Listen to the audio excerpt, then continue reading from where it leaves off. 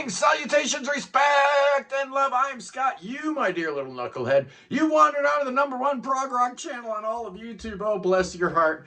Oh, you're in for a good one today where I'm talking about some things that a little embarrassing to admit, right? We all have these things that we necessarily don't want to talk about, but I'm gonna talk about it today because I have nothing else planned, and I figured this would be a good way to kill some time. And I'm not feeling great today. Yeah, Mondays are not good for me, man. I don't eat well. I hate to admit it, but your boy is not the healthiest guy in the world. I've been losing weight. I used to have kind of like, I don't know, a little bit of fat on my face. There's no fat on me anywhere, man. I weigh like 160 pounds these days. It's not good. I'm wasting away. So yeah, I hate to admit it, but I need to take a little bit better care of my health. And it's not just what I eat, which is bad. I'm a really bad eater. I eat junk food all the time. I don't eat anything healthy ever. I don't even drink water. So yeah, the next thing I want to admit, is that I have a drinking problem.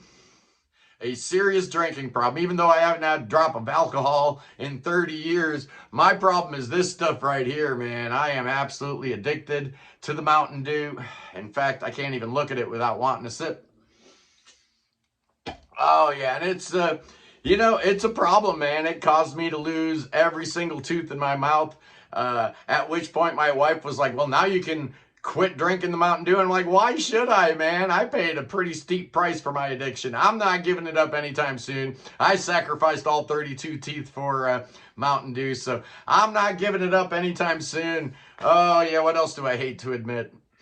I can't stand country music. I'll make an exception for Hank Sr. and Waylon Jennings and, Willie Nelson and some of those early guys. They were all right, and I don't mind some of the other artists, particularly the older. But this new country, man, I'm just not down with it at all.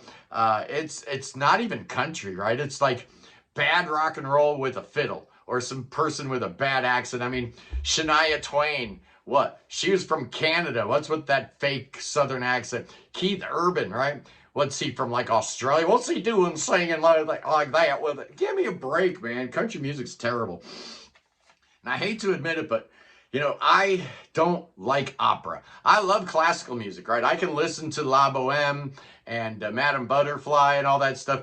Like, the instrumental versions are fine. As soon as the singing starts, I'm like, oh my gosh, I know these people trained for years. They trained for years to sound like that? No way. It reminds me of, like Yngwie Malmsteen's School of Guitar Playing. I've suffered for years for my music.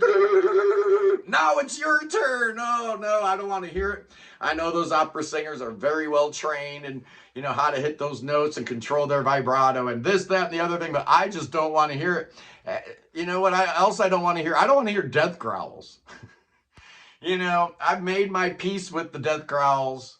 I absolutely have. I can listen to music like Opeth with death growls and stuff. Occasionally the new Between the Buried and Me sounds good, but if it's too much, I'm not gonna like it. That's why that new Opeth was pretty good, because it kind of split the difference. It had plenty of singing as well as death growls. Awe Crust is a great example of how to do it, where you put a couple death growls just for effect in there. I'm okay with that, but if it's wall-to-wall death growls, man, I have a bit of a problem with it. I'm just not a fan of it. Never have been, never will be. But you know what I am a fan of? I hate to admit it, but your boy is a fan of show tunes, man. I'm a big Rodgers and Hammerstein guy. I think it was because my older brother and my older sister were both in drama and both performed, in their school musicals, right? Brigadoon and Oklahoma and all this, that, and the other thing. I guess that's why it got under my skin. But as a songwriter, I started realizing the genius of these songs, man. Just listen to The Sound of Music, right? Listen to that songwriting. It's just absolutely amazing. I could go on and on about my love for show tunes, South Pacific, Kiss Me Kate, Showboat, on and on it goes. I'm a big, big fan, but that's just because I'm a music nerd. Yeah, I hate to admit it, but the days of me going to live shows are probably over. there hasn't really been a whole lot of shows that I've wanted to see, and the ones that I do want to see are either in Cleveland or Cincinnati, which really is too far for me. That means if it's not on a, if it's in the middle of the week, I definitely can't go because I got work. But then on the weekends, it is like hotels and stuff, and we got a dog at home, so it's almost got to be a perfect situation for me to go to a gig. It's got to be something close by. Hello, Columbus and Dayton. And it's got to be on like a Friday or a Saturday night. Otherwise, this old guy probably can't make it. And that's kind of sad. I do miss going to concerts, but, we'll see. We'll see. What else do I hate to admit? I hate to admit that I don't listen to all the vinyl that I buy. It's just not enough hours in the day, and most of my music listening happens either in the car or late at night with the earphones in.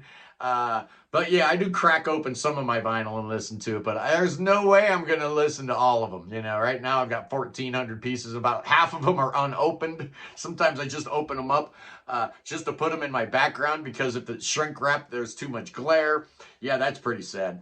I hate to admit it, but I have never been a fan of the live album. There are exceptions, of course, Genesis Live and Seconds Out, Yes Songs, Gentle Giants Playing the Fool. Of course, we all have live albums that we love and cherish, but overall, man, I am just not a fan. I've never been a fan. Unless it's a band I really, really like, I'm probably not going to get the live album from that band. Kind of the same thing with greatest hits albums. I've never been a big fan of greatest hits albums, although, there's a couple artists where it totally makes sense. Like, I'm not running out and buying all of Bob Marley's albums, but, Bob Marley Legend will do just fine. Oh, yes, indeed. What else am I going to admit? Well, right here, right now, I'm going to admit to you guys that I think that the future of rock and roll is in the hands of a girl who used to be on a TV show called Bizaardvark and was in High School Musical. Yeah, it's Olivia Rodrigo. Olivia Rodrigo is the future of rock and roll. And that's kind of cool and kind of sad at the same time. I fell in love with Olivia when she was on that Disney show. I was watching another Disney show with the wife called Dog with a Blog, which was amazing, about this talking dog. Really, really fun show. Fantastic. And then as soon as that show was over, Bizaardvark would come on. And there was this girl, and she had another girl. There were two of them, but Olivia and this other girl would sing these amazing songs that they wrote, and just hilarious, super talented. She's the future. I love her. Put that in your pipe and smoke it. Ah, boy, I hate to admit it, boys and girls, but I think I prefer the H era Marillion to the Fish era. I might be the only person on earth who thinks that way, although Fish's batting average was better, right? He was 4 for 4, right? 4 albums with Marillion, 4 great albums. H's output has been a little more, up and down. There's some records I like, some records I don't like. But if you want to put those 4 Fish albums that he did with Marillion up against Brave, Marbles, Fear, and this latest one, I'm telling you, the H albums come out ahead. They do. They're better records overall. They're longer records, but they're better records because they're their own thing. Early Marillion was really indebted to the 70s and, putting the makeup on and, trying to be Gabriel and stuff like that. It was fine, but the H stuff is just more original and I prefer it. Okay. All righty. Oh, yeah. I hate to admit it, boys and girls, but my dreams of world domination, probably not going to happen, right? I am getting a bit overwhelmed. I'm not the most organized person in the world, so a lot of times things start building up, and then I'm like, I don't know what I'm doing. This episode today is a perfect example of that. There's been so much going on that, I just need a little respite and just do a stupid video like this. Why not? Why not? It sounds good to me. Next up, yeah, one of the last things I want to talk about is the video I did a couple weeks ago. And one of the things that I want to admit to you guys, that in spite of all the problems that are going on in the United States of America, I am still proud to be an American. I am still proud of my country. I still think we're the greatest country on earth. Yeah, we got some issues we got to work out. What country doesn't have issues they need to work out? But because of America's Constitution and our, social structure and, all the different safety nets we have in place, the checks and the balances, I think America is still the greatest country on earth, regardless of all the craziness going on. And yeah, maybe I don't even hate to admit that. I'm just being honest about that. And yeah, in regards to my video that I shot a couple weeks ago, how I really feel about America, you know, the only thing I regret about that is that I posted it exactly 2 hours before Charlie Kirk got shot. So it came across a little tone deaf. It came across a little bit, you know, what are you doing? What are you dropping this video on this particular day for?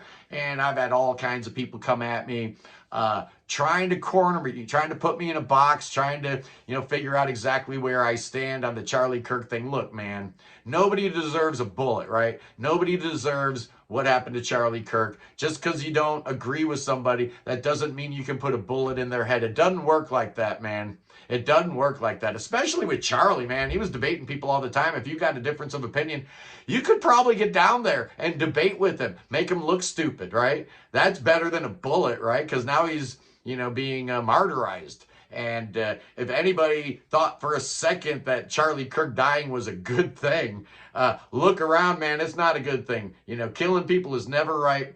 Even if you disagree with them, it just doesn't work that way, man. I'm of the opinion that if you could go back to Germany 1932, right, a year before Hitler took power, and I would not shoot him because you don't know what would come instead of him, right? It could have been 10 times worse. So, you know, let God sort out the sequence of events in this universe. We're all just kind of actors playing our roles.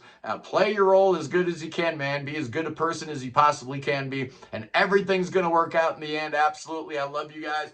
Peace in the Middle East. Oh, yeah. Free Tibet, free Ukraine, free your mind, free beer, free Willie.